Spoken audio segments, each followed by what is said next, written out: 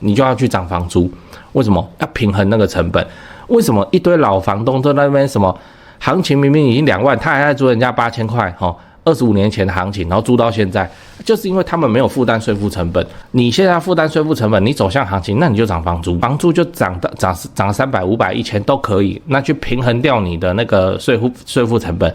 所以政府他去做这个租赁市场的管理的干预它就会造成租金会往上涨，因为房东都预期自己会多缴税，所以都要多先收一点起来放。政府不可能不知道，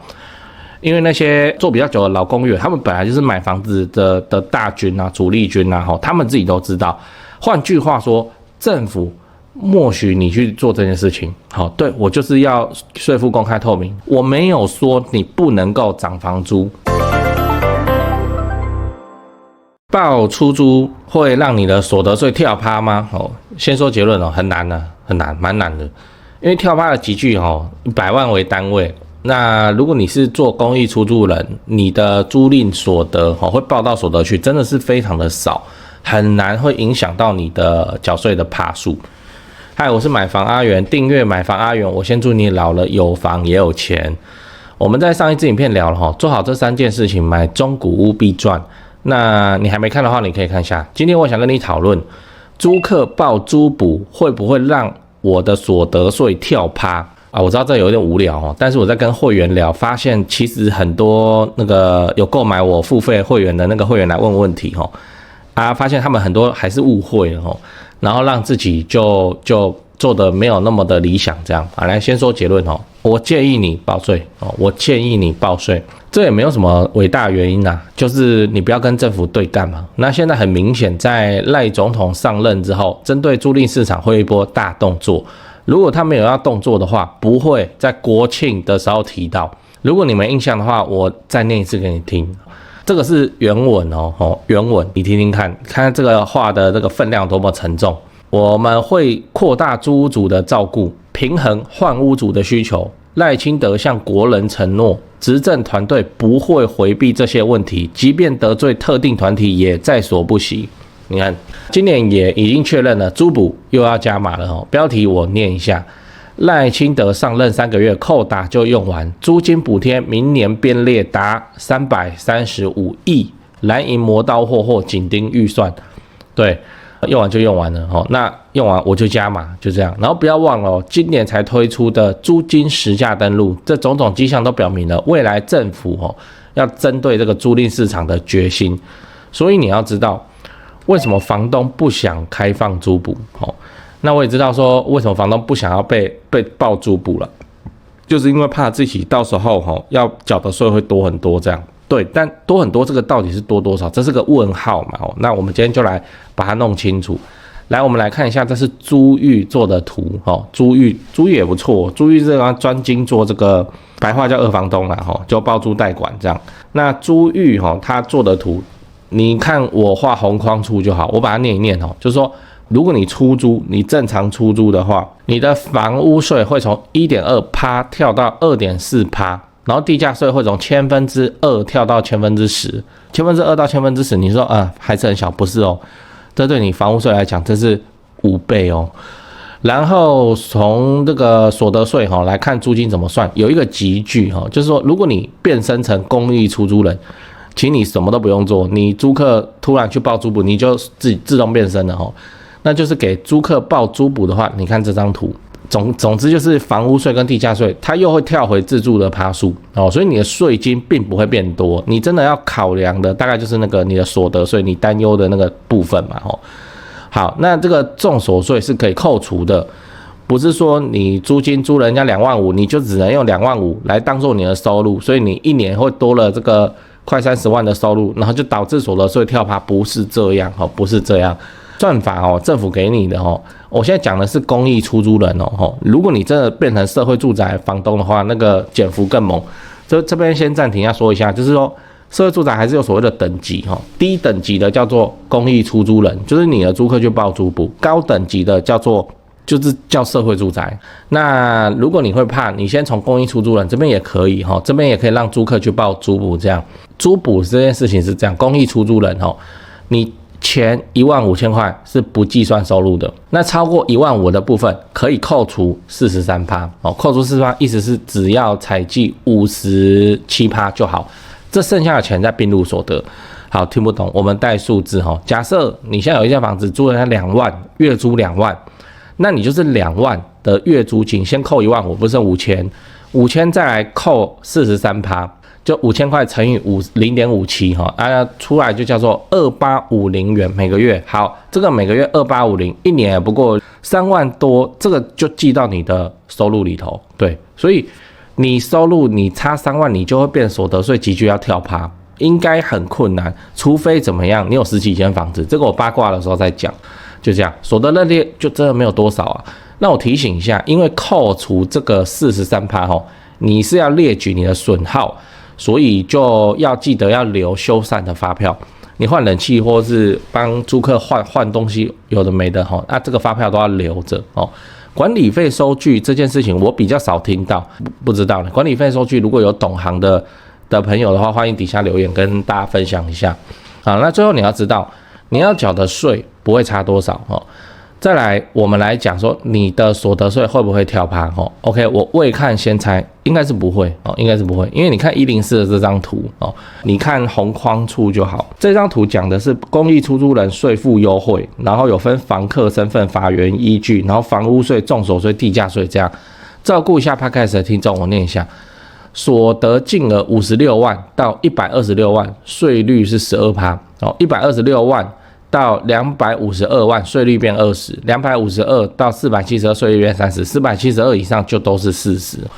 好，这个就是我们一般在缴的那个所得税的税负嘛哦。所以所得税税负是100万起跳的。那如果你工作也不错，什么工程师或者什么，你要从12%的要跳到20%的。那你的收入要超过126万01块哦，126万，这是有报税的收入，那才会跳到20%。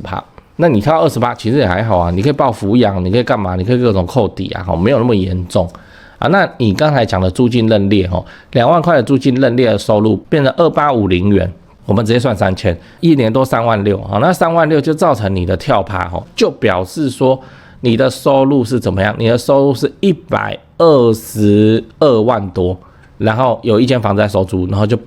刚好撞到跳趴，很难啊！你要嘛都是直接超过很多哦。像台积电的一些那个处长哦，他们的收入直接都是最高等级，要么你就是房子超级之多，这样很难，真的很难哦。我当然知道会怎样，多缴税，当然会啊，多缴会怎样？多缴就多缴啊，这是保护费啊，对啊，你就多缴啊，你买一个保险，这个有什么问题？你看这个新闻哦，来标题我念一下。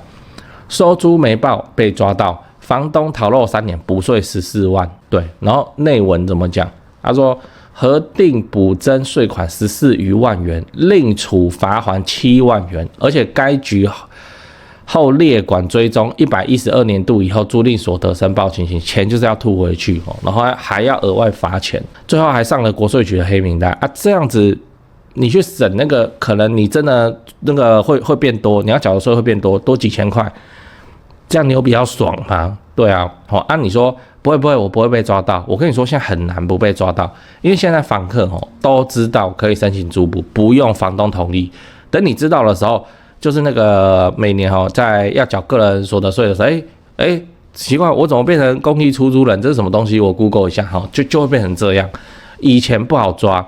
是因为对房客没好处，所以没有人会举报你。那现在不是，现在房客就是可以直接去发动去申请，你要怎么防都不合法哦。他来报租补，他合法，你去跟他讲一些有的没的很可能会导致你自己站在不合法的那一方。我们做房地产一做就是好几十年，那你敢赌这10几年遇到的租客都不会跟你报租补吗？然后假设你现在房东，然后我是租客，我就跟你说啊，房东先生，我知道你会怕那个。租补会影响你的报税不然这样子你租我便宜点，我跟你保证，我绝对不会去报租补的，你信吗？对，所以就是讲起来不好听，但是就是说房客可以随时去报，随时去背刺那房东。那在这种情况之下，你还想要租金，你就是乖乖报税就对了。所以诚实报税真的是对你长远来说好很多。讲完了，我们整理一下，我们先讲报出租会让所得税跳趴吗？我先跟你分享我对报税这件事情的看法我的建议是诚实报，然后当个公益出租人，做个好房东。因为很明显赖总统的政府未来会对租赁市场下手，不用未来啦，他已经上任了我也举例了，如果你做公益出租人，在月租金2万的情况下，你的房屋税跟地价税都不会变，然后申报的收入租赁收入是变成说很少啦，以2万块来说，大概是2850元，一年不到3万6，它不应该会直接造成你所得税跳趴。那我也提醒你，你现在不报税，反而会变成一个有风险的事情。有人就是没报啊，连补带罚，这个14万的税金那再加上要罚7万的钱，然后又被国税局列管，这个是个很不好的事情啊。所以真的不要去冒这个风险，诚实报税对你来说会好非常的多。好，那对这几件事情先讲，不然怕忘记。就现在不是房地产吹冷风嘛，这已经是事实了。那我自己的观察是这样跟你分享一下。先说台北台北市、新北市。那台北目前依然持续在成交那成交的行情没有特别的高，也没有特别的低，就行情这样。只是说现在的买方分布已经变成说 50% 是自住换屋那 50% 是财富传承，投资客几乎都离开台北了。那我想这个也不赖嘛，就没有投资客在那边恶性炒作那前面讲到那个 50% 自住换屋，很重要的考量就是小朋友的学区所以蛋黄依然非常坚挺那 50% 的财富传承那财富传承讲的就是就天龙人嘛有钱的天龙人，那通常都是怎样？长辈就是看生几个小孩，然后每个小孩一人帮他们买一间这样要给小孩的这种属性。所以他那个也没有要投资，也没有要炒作啦，就是保值就好财富传承那你有钱，你要放在全台湾最顶尖的房地产市场来自住换屋或是财富传承都可以只是说现在成交在4500万以上已经是目前的常态我居然还有观众去买超过1亿的大安区房子，然后他们说我台北前辈的团队服务是非常的顶级他们的家族很满意这样对，所以你要看那些财富传承用的房子或者好学区的房子你就加我前辈的 LINE 小老鼠拜台北，小老鼠买台北这样加了，你就看到他的大头贴那个是助理在顾的那他们会不定期的 po 这些房子给你参考。 OK 那讲完台北，讲高雄高雄的情况是也一样，市场降温那之前的乱买乱出价族群就不见了，我认为这样很好，因为这样子我们就可以专心瞄准重大建设，就比较不会有那外行乱出高价的乱，你知道。那自从我拍了会员影片我会员影片不是都会拍重大建设吗？那陆陆续续我拍了高雄的重大建设有楠梓台积电到凹子底3大开发案，富邦凹子底 BOT 案，到71期4地重划，新高雄火车站，到亚洲新湾区你们观众很奇怪我拍一个重大建设，你们就跟着买一个重大建设附近。高雄我是很有信心没想到说这个观众好像比我还有信心买的比我还贵，买的比我还多真是蛮夸张那看好高雄，你瞄准重大建设，就找我推荐的台湾房屋美术之星店700坪，高雄最大房仲店。那在高雄你要卖还是要买那你就给他们一条龙就好了，就跟我一样，我过去10几年都是他们处理的，这是真的那我付的中介费这样子加起来早就超过7位数，那你看我还是愿意推荐他们就是真的很没问题嘛很专业，很 OK。 他们的 LINE 是小老鼠 go go go go go， 小老鼠5个 go那他们有答应我说会 po 在这支 LINE 的房子是都会挑过就是专门给买房阿元的观众。那这些房子都怎样？都适合自产，也都在重大建设旁边，你可以加那个 LINE 来看看高雄没有台北那么贵那高雄的重大建设，我还做了一个高雄重大建设加美食地图的 Google Map Map 地图反正你点开那个地图就是我做的那个重大建设地图跟很多那个 YouTuber 不是来拍来吃高雄，对不对？那些他们吃的店我都把它点出来，这样都插在地图上，反正就是美食跟重大建设都摆在一起。你要来高雄玩还是你要看房子那你都可以参考这张地图啊，这个我也花蛮多时间做的哈。那我自己也用得很开心啊，因为我就是平常没事我就看那些 YouTube 吃吃喝喝啊，我去吃这样。好，那使用的方法哦是，你要去我的那个影片的资讯栏哦，复制那个连结，然后贴在你的手机浏览器上，打开来看才会正常哦。你直接点那个连结哈，它会内建打开你的 Google Map。这个 app 那不对，那打开来很多问题啊，但我也不知道为什么，所以你就是用浏览器开，就复制那个地图连结，再贴到浏览器去打开，这样才会正常哦。好啦，以上台北的 LINE 高雄的 LINE 重大建设跟美食地图你都有了，那就祝你自产顺利，来高雄玩得开心，赞赞。我跟你说政府在追这个房东没报税它的力道说真的并没有像我们一般各行各业在上班在那边逃漏税被抓那么猛。我跟你讲，我们一般的那个行业在遇到国税局的税是多么的夸张。像最常听到的就是那个虾皮的卖家赚很多钱没缴税，然后一遇到国税局哪有在管你的，连补带罚，他就默认你过去5年你都逃税。你说没有，我虾皮才开2年那你家的事默认然后就很恐怖的钱，我都遇过了。我有一个那个卖衣服的客户，女生卖得很好卖得非常的好，所以就顺风顺水的然后还去树林弄了一个大的仓库在那边进出那他做的生意没有什么厉害，他就是买淘宝卖虾皮11688进货这样。好。这个我们现在看起来叫买空卖空，可是在以前在买淘宝很不方便的时候，你有办法帮人家采购淘宝，这个就很合理的生意，就是你活该赚钱就对了。他是踩到那时候的风口。我跟你说，你在做生意你一定要诚实报税。你不要想说5%呢，5%营业税，那我不报这5%很多呢，我进货这个才赚几十块就要扣我5%我跟你说一定要报，为什么？因为凡检举必立案，立案必查以消案凡被检举一定会立案去调查立案一定会调查完有一个报告来才能够消掉这个报案然后你做生意你一定会被检举，一定绝对不是说你的消费者这么的极端就是来检举同业一定检举你然后你知道现在可以立案匿名检举吗？匿名检举我觉得超酷的呢，别人说举证全部都是那个被检举的一方，就我被检举是我要举证，然后人家是无来由的讲说我逃漏税，因为他匿名，他也不用提供证据或者什么就立案了所以检举还有奖金呢，对啊，所以商场上真的是检举逃漏税，这叫大乱斗这本来就国税局要处理的，租补然后在那个重手税这都是属于财政部财政部的业务范围，国税局归财政部管反正他们轻车熟路就对了那现在只是要把同样的技法去动到房子身上，你玩不赢他的了，真的玩不赢了。邻居都会来检举你，或是你的租客来检举你，他检举的时候，这个房东不给我报，好就这样。其实他根本跟你没讲过话，这样你就有事。还有很多新闻嘛，对不对？检举魔人嘛，靠检举去赚钱，赚到1年200万，那苗栗受不了要大砍奖金比例。我要表达的事情是说，你不要为了省那一点税负成本，其实是把自己扔到一条钢丝上，然后底下是滚烫的油锅你省这个到底是在省几点的，就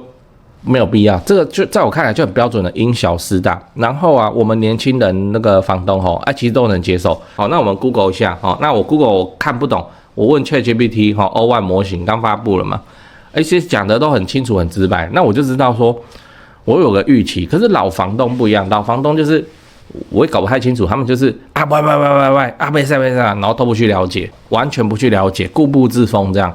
他们到现在还在租人，叫人家不要报租补，然后人家硬报租补，他还去骂那个租客，然后就被开罚或什么。这种案例我们在这个房地产这边我们都听很多了，所以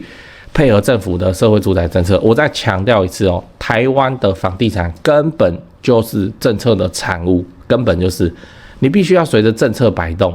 才能永保安康。房地产跟政策绑架实在太深了，基本上是当权者想要怎样房地产就只能怎样。那现在当权者的态度叫做就国庆的那个宣言嘛不惜得罪特定团体然后要扩大租屋族的补助，然后要平衡换屋族的需求人家都这样子讲了这是给各单位执行单位的尚方宝剑呢你还去逃，单挑国税局你有多厉害？我可以很负责任的告诉你，几乎没有人赢。这个我讲几乎都很委婉了哈，就没有人赢啊！你单挑国税局你要怎么赢？所以就直接报。你说直接报导致我的税负成本上升，那怎么办？你涨房租啊，涨房租这是从我嘴巴里面讲出来，我好邪恶哦，但实务上就是这样啊，你就要去涨房租，为什么？要平衡那个成本。为什么一堆老房东都在那边什么行情明明已经2万，他还在租人家8000块，25年前的行情，然后租到现在，就是因为他们没有负担税负成本。你现在负担税负成本，你走向行情，那你就涨房租，房租就涨300、500、1000都可以，那去平衡掉你的那个税负成本。所以政府他去做这个租赁市场的管理的干预它就会造成租金会往上涨，因为房东都预期自己会多缴税，所以都要多先收一点起来放。政府不可能不知道。因为那些做比较久的老公寓，他们本来就是买房子的大军啊、主力军啊，他们自己都知道。换句话说，政府默许你去做这件事情，对，我就是要税负公开透明，我没有说你不能够涨房租，你自己想想看，你要干嘛？接下来，然后还有租金实价登录那接下来就会发生我们台湾租赁市场环境的一件大事情大的趋势就是房租都会普遍上涨，没办法。因为房东要去平衡那个税负的成本，你可以说房东是邪恶的随便这都这样，但房东涨房租来平衡税负成本，它是合法的，对不对？它是合法的，真的是诚实纳税啊你说怕跳趴啊，我也解释了，你的那个收入除非刚好卡的刚刚好，不然的话应该是跳不了，不然就是你有10几间、20几间房子在那边收，不然一般来说你真的是跳不了趴。配合政府的社会住宅政策，做个好房东，这是2个要求。第一个是配合政府的社会住宅政策，第二个叫做做个好房东，这是两个要求，不是一句话配合政府社会住宅政策，那该报税报税，该怎样就怎样，该缴税缴税。那做个好房东是说你要善待你的租客善待你的租客。你换个角度看，房客在付房租给你，这是不是某种程度是你衣食父母啊？你去克扣人家你去防人家跟防贼一样，这到底是爽在哪里？那你说啊，房客那个不知感恩啊或什么，那就是你挑房客的时候就有问题嘛。社会上要形成一点力量，就是说8+9就租不到房子，现在已经有了只是说还不够猛烈这样。8+9全身刺龙刺凤吃槟榔抽烟去看房子，房东不敢租给他，都说租掉了，对不对？就有这个现象。房客怎样？如果是8+9自己要租，他也会找他的朋友去租，对不对啊？不然房东已经看到他不给他租了。好，这个就是我们房东介在影响这整个市场的趋势。好，那接下来我们就是定好清楚的目标。我说规则啦，比方说家具损坏的赔偿是怎么样这个东西都要明明白白定下来。然后去筛选出好的房客，那久了就会变成说，房客真的要租，我要做个好房客，我才能租到好的房子，就这样做个好房东，反而可以起到筛选租客的效果而不是说，反正我有一间房子空在那里，那我就随便出租，好，我一随便出租又不下面代记，然后我又很麻烦，这是为什么？因为一开始你就随便，所以租客也觉得你很随便。那是你额外在出租的房子，那个厕所鸟成那样、脏成那样、烂成那样，你就不修，你就不理。你说啊，这还可以住啊，让别送，你知道？做个好房东然后配合政府的社会住宅政策，以策安全。认识我的人都知道，我常讲一句话，就是70岁赢才算赢。我们现在30几岁的年纪，我们赚很多钱，靠房地产或什么的嘛，我跟你说，这都是屁，这真的都是屁。70岁的时候，谁手上有房也有钱，那才是赢。因为70岁的时候你没有工作能力，那你不应该就为了要闪这个什么税负东弄西弄然后导致你70岁的时候，这中间你可能走都走不到70岁，你就爆掉了。那这到底在爽什么？70岁赢才算赢配合政府的社会住宅政策，来确保长期的安全，这是保护费啦，你交就对了就这样。